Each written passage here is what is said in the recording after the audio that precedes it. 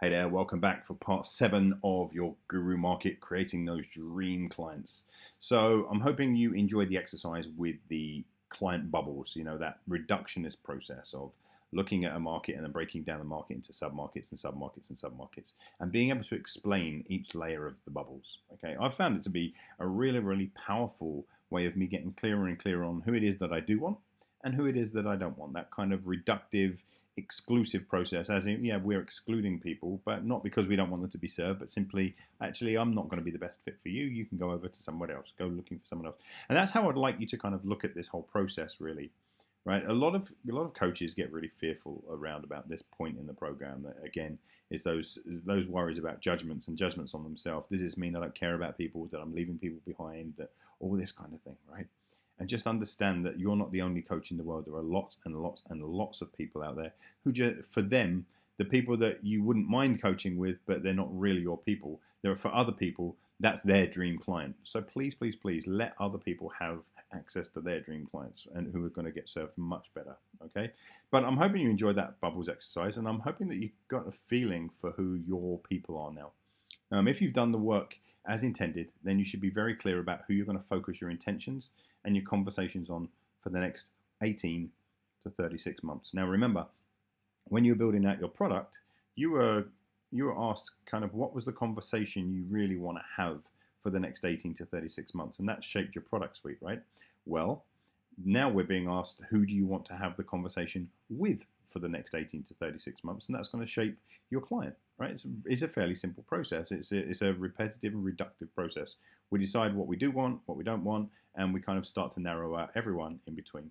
So ideally, you've narrowed down to a person, but it's okay if you've ended up with a group that shares really similar characteristics. For example, in the context of the Enlightened Coach and Guru Project, I help coaches and therapists and trainers and heart-centered entrepreneurs. Any of those people could actually become my dream client. They could. Okay. Likewise, anyone not in those specific groups, but who still resonated with my message and met my criteria, could still be a client. Let's say you weren't a coach or a therapist, but you worked in a completely different area, and you said, "Dax, I've just come across your stuff, and I really, really resonate with it, and I have a lot of the same challenges. I don't work as a coach, but I work in another area. But what you've said has just resonated so strongly. Can I work with you?" But now, if they met all my other criteria, the likelihood is yes. The likelihood is yes. But what I'm not doing is I'm not keeping my focus so wide that I'm trying to just get just anybody, right? Because the likelihood of just anybody's finding me and resonating with my message is really, really low. But when I target into a specific group of clients, if I bring my message in tight, and people from outside of that group resonate with it, then that's not a problem to invite them in if they've got really strong resonance and they meet all the other qualities and characteristics. Okay, so I'm not just talking to anyone or the somebody who, right? And that's really, really important. In fact, I don't even talk to my group as a group. I speak to them more as coaches, right? So when I say my group, I've said coaches, therapists, heart-centered entrepreneurs, those kind of things. But I don't even speak to all of those people. They're the people that come under my umbrella. But really, I speak to them about coaching, right? And I speak to them as coaches. That's where I put the main emphasis. In my other business, I talk to leaders, influence, and impact makers, though my direct conversation is really about leadership. It's about becoming a powerful and impactful leader, right? So I focus on that quality, even though not everyone there would necessarily consider themselves to be a leader in the truest sense. Kind of a musician or a multi-platinum musician might not be thinking to himself, well, I'm a leader, and yet he is, because he's got audiences of hundreds of thousands, even millions, that are following him and hanging on every word. Okay, so, and again, that's up to me to define in my language later on when I'm engaged in my marketing section. I might be saying to people, you may never have really thought of yourself as a leader, but have you noticed that you have people follow you? Have you noticed that kind of things that you do influence them and the decisions they make? I might be saying to people, you may never have really thought of yourself as a coach, but as a personal trainer, for example, have you noticed that you spend a lot of time talking to your clients about their behavior and their feelings and what's going on in areas of their life that have nothing to do with the gym? Okay, so for me, it's down to me to qualify the language of what each of those things are. And so if just the title has been an area that has kept you stuck, and you're thinking, yeah, but my people aren't just coaches, or my people aren't just this, or they aren't just that. Just understand that when you get into the language of your marketing and your messaging, That's going to be something completely different, right? Where that's where you're going to be able to bring about your own firm decisions for what the language of the entire linguistics of, how people are going to see things are going to change, right? For example, I wrote a post saying that you don't have a business problem, right? Because in the enlightened coach community, people in there, and they generally tend to think I've got a business problem, but I come in there and I say you don't have a business problem. And then I go on to explain to them that what they have is a confidence problem, a values problem, a lack of clarity, a this, and I explain the picture, right? So now they're going, actually, you're right, Dax, because I actually thought I had a business problem. When I first heard you say you don't have one, I disagreed with you. And now, because you've explained it to me, I get it, and I get the context that you're coming at. Likewise, when you're laying out your client, you might say, yeah, but they're more than just coaches, or they're more than just people looking for weight loss, or they're more than whatever it happens to be. Cool, that's awesome. Like, the best language you can find for them, that's cool. But just understand that the real magic is going to occur when you start to explain to people why you see them as the thing.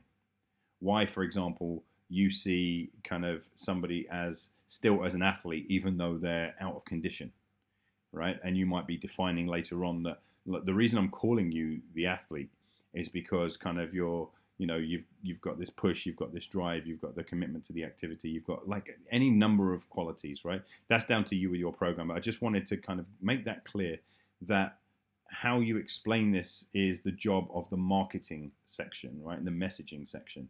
At the moment, though, we're just trying to say, who are the people? Let's narrow them down, right? So the point is that we want to create a single point of entry for conversation around your message. And then the people who are resonant with it, even if they're not the person, they will identify themselves as a good fit, right? So you'll say, I speak to coaches who are struggling with this, who are having these problems, who are da. And then when you put that out into the market, kind of, if non-coaches are reading it and go, wow, you're describing me, they'll identify themselves as a good fit. And they'll say, can I come and join you and like join your group and join your tribe and like follow you a little bit? And that's exactly what's happened in the Enlightened Coach, by the way. Not everyone in the Enlightened Coach is identified themselves as a coach before they joined it. And yet through the content that I've put out, there are many personal trainers and therapists and healers and kind of even managers and school teachers who are in there, but they're embracing the coaching conversation because they're seeing something in themselves. They go, you know what, never really thought of myself as a coach before, but the way you're explaining it now, yeah, that's definitely me. They might be saying, I've never really considered myself to be a warrior before, but the way you're explaining a warrior, that's definitely me. I've never considered myself to be a, enter the blank, but now the way you're explaining it, that is definitely me. That's what this is about. Okay, so you never ever have to fear that you're going to be excluding people and saying, no, you can't work with me. If they have the qualities and they have the characteristics and they have the tendencies and they have the desires and they have every aspect of what you need for someone to be your dream client, of course you would let them in. Of course you would let them in. Okay. However, if they don't, regardless of, they may actually be calling themselves the thing. You might be calling yourself a coach and yet still not be allowed into my program because you're not meeting the other qualities and the characteristics and criteria and tendencies and so on and so forth. So I'm hoping, I know I've belabored that point, but it's so important because, like I said, this is the area of the program where people generally tend to kind of get their biggest wobbles. Okay, you think of it a bit like a sniper scope. There might be multiple targets within the sight picture, but you're actually only aiming at one. So if you look at that picture there, right, kind of the sniper scope is up, and there's a number of targets inside of the circle of the scope. First off, anything that's outside the scope altogether, that is definitely not in target, right? It's not up for shooting at. There's no way the rounds are going to go anywhere near those things. And you can imagine your business as being kind of like the same thing. Like, actually, within my scope, there are coaches and there are therapists and there are healers and what I'm calling heart-centered entrepreneurs. And there might be several targets in there, but still inside of that scope, what is the one that I'm going to put the kind of the reticle on? That's the pointy bit, right? What's the one that I'm actually going to put the tip of the pointer onto so that I can actually take the shot? And for me, in the context of what I do with coaches, it's coaches. Who's that going to be for you? Who's that person going to be for you? Who are you going to put the tip of the sniper scope onto with the full understanding that there might be a few other people within your sight picture and then there are people outside of the sight picture and you just go, those aren't my people just yet. But you know what? Like in 18 to 36 months time, you can actually slightly shift your focus left and right and you can say, hold on, there are some other people over here on the left who might actually be a good fit. There's some people over here on the right who might be a good fit. You can always shift your scope around. But to begin with, who's going to go, first off, who's going to be inside of the sites? And secondly, who's the pointer going to go on? Okay, that's really what we're asking here. And it's not that hard, but I completely understand that it might feel like it is. I completely understand like it might feel like it is. Again, it feels like you're locking people out, like you're excluding, like you're not caring about people. Remember, this is not about not caring about people. This is about caring about people enough, caring about people even more, that you're saying, this is really what I'm focusing on. Okay? Call it a niche if you want. I don't really care. I don't really feel like it's a niche. Like it might just be kind of subtle aspects in my language and the way I think about stuff. But kind of niches generally tend to be picked externally, and they're like, okay, I'm going to go and work with these people. What can I make for them? Okay. When I'm thinking about my dream clients, and I may actually end up in exactly the same place as somebody else, but because it's been a reductive process to get to them versus a name a group and then see if I can make all of my rationale and logic and everything stick to this group, it feels really different to me. And I'm hoping you're feeling a little bit the same. If not, regardless, you're still being invited to put your sniper scope onto a person and choose who that's going to be, right?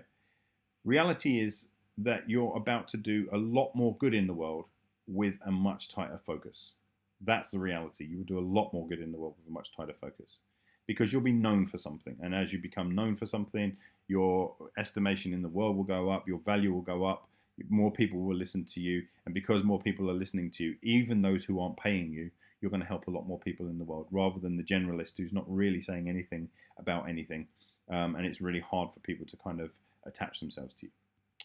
And remember, it's not forever, right? It's not cast in stone. It's a focus for now. You can always shift the sniper scope left and right. So part one of today's exercise is a simple checkup from the neck up, right? To see kind of where you're at and where you're thinking about these people.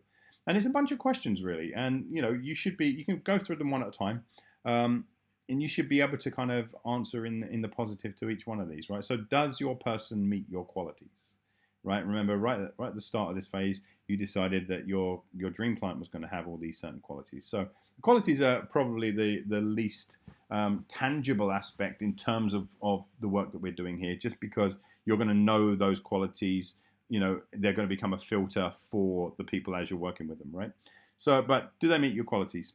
Does your person meet your characteristics? And so some of those characteristics, remember, you may have said that they, the example that I gave is that you have to be basically self-employed or a business owner, having the ability to craft your own systems and codify them and systematize them to be able to charge over £2,000, £4,000 for each client, and so on and so forth, right? Does that person meet all of your characteristics? It's a yes or a no. Does the person have your beliefs, right? The beliefs that, when I say your beliefs, the beliefs that you set out, you said, in order to be a prospect and in order to be a client, they have to share these beliefs with me. They have to be like this. They have to be thinking about things in this way already to this degree, right? They may not be all the way along the journey to where you're going to take them to, and I should certainly hope not, right? Because that's the work part of you and them. But do they have the base beliefs that you set out when you did the beliefs work relative to your dream client? Does the person have the tendencies that you said that they would have to have, right? They have a tendency to do this and they have a tendency to do that. All of those aspects. And then obviously off the back of tendencies, we said, what do they now know? So they have a tendency to be, for example, an opportunistic thinker, but they now know that really the only way that things are going to change for them is once they start to move towards strategic, right? So does the person have your desires? Do they actually desire to learn to build a strategic approach to their business? Okay. Can you identify them from the whole wide world of somebody who and put them into a specific group, right? So they're not just people in general who have a problem. They now become coaches, or they might now become mompreneurs, or they now become kind of corporate executives who are trying to do something, or whatever it happens to be. Can you put them in a group? Okay, it doesn't even have to be a really tight group at the moment, but can you put them in a group? They're like this. So you can imagine now, like within the context of the sniper scope analogy, kind of you don't necessarily have the pointer on them, but they're inside of the site. Can you put them into a group? Do they actually have the problem you solve, right? It's really, really important.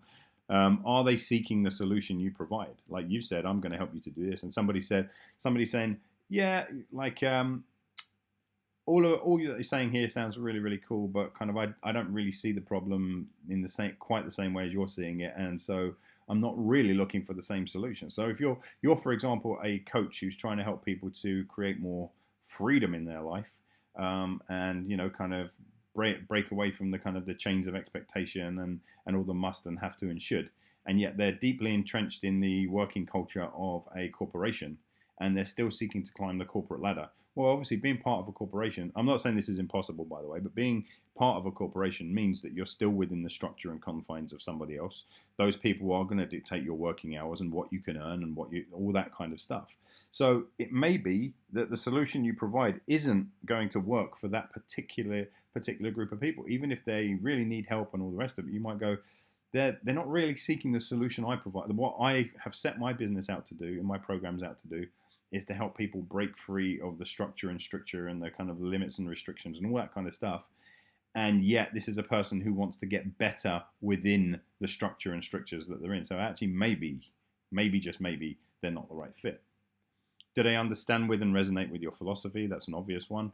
Do they desire the kind of approach you're offering for your principles, programs, and packages? And again, if you've already done the work of creating your principles. So if you now say, well, I can see that my principles are cool, but I don't think that these people would really want to do all of the work that I've laid out in my principles, or I don't really think these people would really want to kind of consume my programs and my packages in the way that I've conceived them.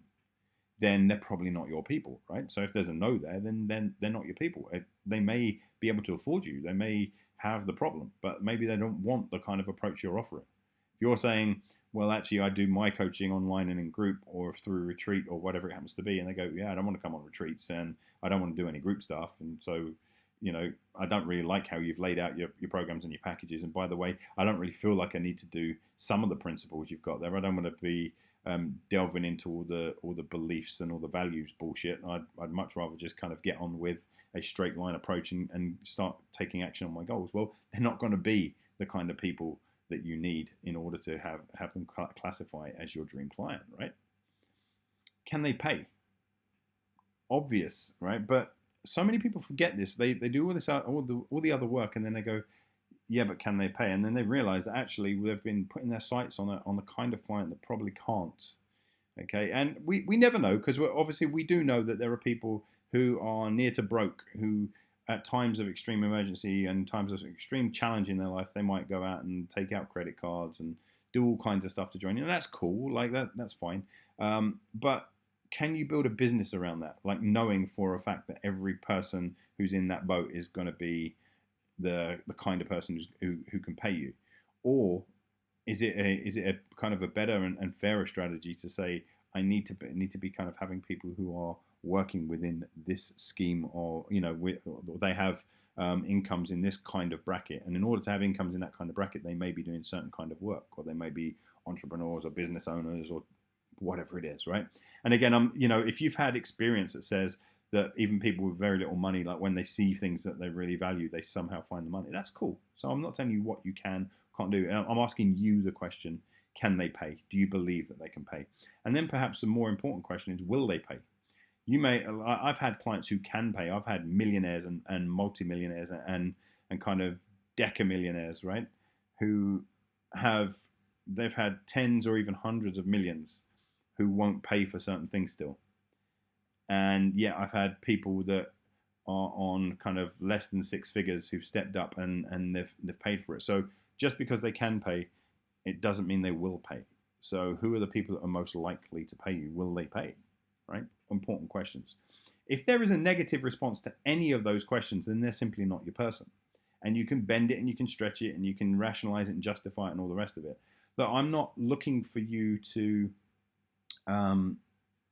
go out, come out of the gate of Guru and be missing all your targets. I'm interested in you hitting your targets, and let's get you some, if we could call them, some easy wins. Now, once you've got Guru underway and you are attracting those people, you might decide to shift your scope, right? That sniper scope slightly left and right a little bit earlier and say, you know what, like I'm already, to use that marketing term or that sales term, closing. Right? I don't really like it, but I'm already kind of winning clients over at this price point, or in this aspect of their careers. Maybe let me just nudge my sniper sight slightly left and slightly right and see if I can pick up some people from the outlying areas. That's fine, but I'm interested in having you the greatest chance of winning when you come out of the gate of Guru.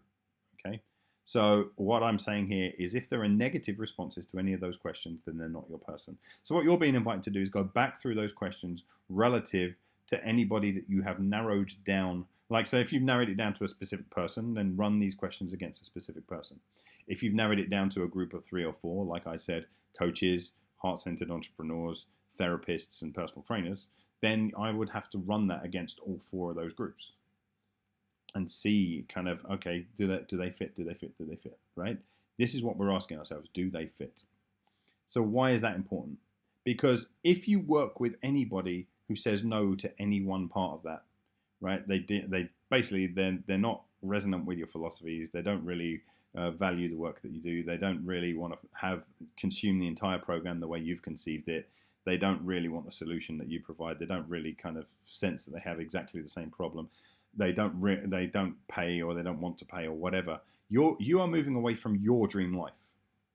And the whole concept of Guru is that this is a win-win for both you and the client. You help your clients to build their dream life whilst they help you build yours. Okay? Under no circumstances should that kind of formula there ever be in doubt. That either, they might get to their dream life, but you're not going to get to yours, or you're going to get to yours, but they're not going to get to theirs. Okay? That should never be in doubt. So I want you to be really strict with this. When you go back over those questions and go compare it against the people, are they all yeses? If they're not all yeses, go back to the drawing board and work back through again. Right? You need to keep whittling away until you've got the right person standing in front of you. Part 2 of today's mission is to give them a name. Give these people a name. Like, who are they? Right? So you can think of it as a statement. We kind of did this statement earlier on when we were in the product design. Like, this program is for people who are struggling with, and so on and so forth. Well, we're going to do it again, and we're going to take it a little bit deeper. Right? So go back to your previous notes on the my program is for people who are struggling with, and because you're going to see it's pretty much the same process. Right? We're just taking it further. So I work with who are struggling to, because, to, by, so that they, and finally feel. Let's look at it in action. I work with heart-centered transformational coaches who are struggling to get seen, heard, respected, valued, and trusted by the people they feel most compelled to serve, because they've built their businesses around the demands and requirements of others rather than creating a business that they love and that serves them to their own dream lives. I help them to create impact, influence, and income in an easier, faster, more enjoyable way by helping them to create a business that puts them at the center of their universe and is built specifically and intentionally to create their dream life, so that they have more fun, more freedom, more fulfillment, and financial success as a natural consequence of simply sharing what they love and believe in. And they finally feel happy, successful, and free. Can you see how that come together? Right? And it all came, let's go back. Here we go. It all came from I work with who are struggling to, because, to, by, so that they, and finally feel. Okay? Simple but elegant process. So look at each one of these as sentence stems, right? They're sentence stems. So answer each one multiple times, right? So I work with, or I help, right? I help heart-centered entrepreneurs. I help coaches. I help trainers. I help therapists who are struggling with, to, so that they're struggling with what? Like, list out all of the things that they struggle with, right? The sentence stem itself is an invitation for you to start to prove to yourself that you actually understand your program, you understand their struggles, you understand their beliefs, right? So each part of it, what are they struggling with? Next one, because, why are they struggling with that thing? Next one, to, what is it that you help them to do? And again, they're all sentence stems. So answer every single one of them multiple times until all your ideas run out. Answer for each type of client in your site. So if you do have a wide spread and you think to yourself, I've kind of narrowed down into a semi group, but let me just, I'm not really sure who I want to put the site pointer on. I'm not really sure, who I actually want to kind of be my main target. Then just compare the sentence stems against each type of person that is currently in your sites, and just see, kind of how clear you are about each one. Sometimes it's a case of clarity, and once you hear yourself explain a certain person, you go, oh wow, I'm so clear about that one there. And I've just realized I was only about 80% clear about those over there. Okay.